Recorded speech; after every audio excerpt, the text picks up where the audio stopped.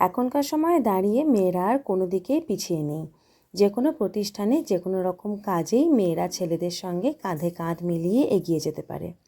আবার এই একই সময় অনেকেই গৃহবধূ বা হাউসওয়াইফদের হেয় করে তারা শুধুমাত্র হাউসওয়াইফ বলে। তবে সেটা একেবারেই ভুল ধারণা বলে আমি অন্ততপক্ষে মনে করি, কারণ ঘরে থাকা মহিলারাও কিন্তু অনেক কাজেই অগ্রসর এবং আমার মনে হয় তাদের দায়িত্ব আরও অনেক বেশি। নমস্কার, আমি তুলি, অতি সাধারণ একটি মেয়ে এবং একজন গৃহবধূ। আপনাদের সকলকে স্বাগত জানাই আমার নতুন চ্যানেল তুলির কথায় এবং একই সঙ্গে আমাদের নতুন বাড়ি কলতানে। এটাই আমার প্রথম ভিডিও, আর প্রথম দিনেই আপনাদের দেখাবো আমাদের বাড়ির সবথেকে শান্তির জায়গা। সেখানে গিয়ে একবার বসলে আর উঠে আসতে মনই যাবে না। তবে যেহেতু হোম মেকার, বাড়ির অনেক রকম কাজ থাকে, তাই অগত্যা উঠে আসতেই হয়। 2-3 দিন ধরে এখানে প্রচণ্ড বৃষ্টি পড়ছে, তাই ওয়েদার খারাপ থাকার জন্য মেয়েকে আর আজকে স্কুল পাঠাইনি। আর ও যেহেতু স্কুলে যায়নি, তাই আমার কাজের চাপটা একটু কম। বৃষ্টিটা এই সময় একটুখানি ছেড়েছে, গুড়ি গুড়ি পড়ছে, তাই একেবারে বাইরে থেকে ফুলটা তুলে নেব, তারপরই একদম যাব উপরে। এখনকার বৃষ্টির কোনো ভরসা নেই, যখন তখন জোরে জোরে বৃষ্টি নেমে যাচ্ছে, বাইরেই বেরোনো যাচ্ছে না। প্রথমে ভাবলাম অন্য জিনিসগুলো উপরে ঠাকুর ঘরে পৌঁছে দিয়ে আসি, তারপর ভাবলাম আবার যদি জোরে জোরে বৃষ্টি নেমে যায় তাহলে আর ফুলটা তুলতেই পারবো না।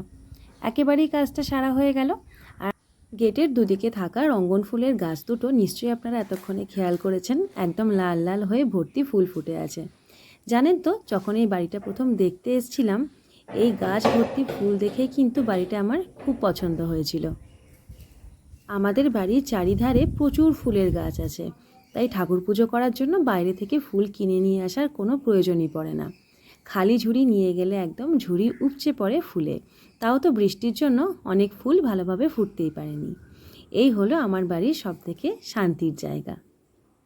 শুধু যে ঠাকুরঘর বলেই শান্তির জায়গা এমনটা নয়, সত্যি এখানে এসে বসলে ঘন্টার পর ঘন্টা মায়ের মুখের দিকে তাকিয়েই বসে থাকা যায়, মনে একটা অদ্ভুত শান্তি আসে। আর আমাদের এখানের পরিবেশটা এতটাই শান্ত আর নিরিবিলি যে পাখির ডাক ছাড়া আর কোনো কিছুর চিৎকারই সেভাবে আর কানেই আসে না। আমাদের এই বাড়িতে প্রবেশ করার প্রথম দিন থেকেই মা আছেন আমাদের সঙ্গে। বাড়ির গৃহপ্রবেশের দিনই আমাদের বাড়ির এই মা লক্ষ্মীর প্রতিমাকে প্রতিষ্ঠা করা হয়েছে।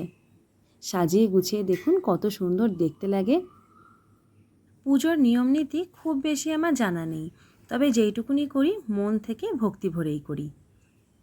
আজ বৃহস্পতিবার, মা লক্ষ্মীর ঘটের জলটা বদল হয়, তাই আজকে ঘরটা তুলে ভালো করে ধুয়ে নিয়ে আবার জল ভর্তি করে নতুন করে বসাবো। আর অনেক দিন ধরেই মায়ের কাপড়টা চেঞ্জ করা হয়নি, তাই কাপড়টাও আজকে চেঞ্জ করলাম।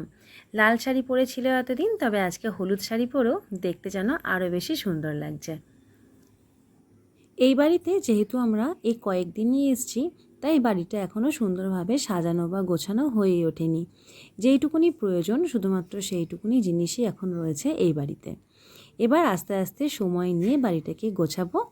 আশা করছি দুর্গাপুজোর আগে পর্যন্ত বাড়িটা সুন্দরভাবে গুছিয়ে তুলতে পারবো। এখন আপনারা আমার সঙ্গে আছেন, আশা করছি আপনারাও আমাকে একটু একটু টিপস দেবেন যে কোথায় কিভাবে কি রাখা যায় বা ঘরে কি কি থাকলে ঘরটা দেখতে সুন্দর লাগে। কি সাহায্য করবেন তো আমাকে? আসলে ঘরে যে কোনো একটা দেওয়াল বা কোনো একটা কোণ যদি খালি থাকে, তাহলে অল্প একটু চিন্তা করেই মাথা থেকে বেরিয়ে আসে যে সেই জায়গাটা কিভাবে সাজানো যায়। কিন্তু পুরো একটা খালি বাড়ি, এই প্রান্ত থেকে সেই প্রান্ত পুরোটাই খালি, তাই ভাবতে একটু সময় লাগছে, এই আর কি। অন্যদিন পুজোর সময় বিভিন্ন ধরনের আরও অনেক ফুল থাকে, কিন্তু বৃষ্টির জন্য আজকে সব ফুল ফোটেনি। করবী ফুলটা মায়ের উপর বেশ সুন্দর দেখতে লাগছে, দেখুন।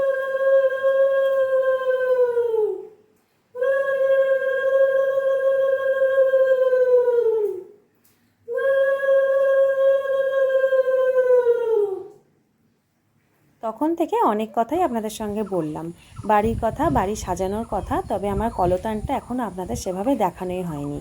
একবার বাইরে থেকে আপনাদের দেখাই। ওই যে উপরে ছোট্ট দুটো জানলা, ওইটা হলো আমার মা লক্ষ্মীর ঘর। এই হচ্ছে আমাদের নতুন ঠিকানা কলতান। নিজেরা এখনও বাড়িটাকে সেভাবে সাজিয়ে উঠতে না পারলেও চারিদিকে সবুজে সবুজ আর পাখির পূজনে এই বাড়ির অ্যাম্বিয়েন্সটা এমনিতেই সুন্দর। আজকের ভিডিওটা এখানেই শেষ করছি। আমার ভিডিও ভালো লাগলে চ্যানেলটা সাবস্ক্রাইব করবেন। আজকের মতন টাটা।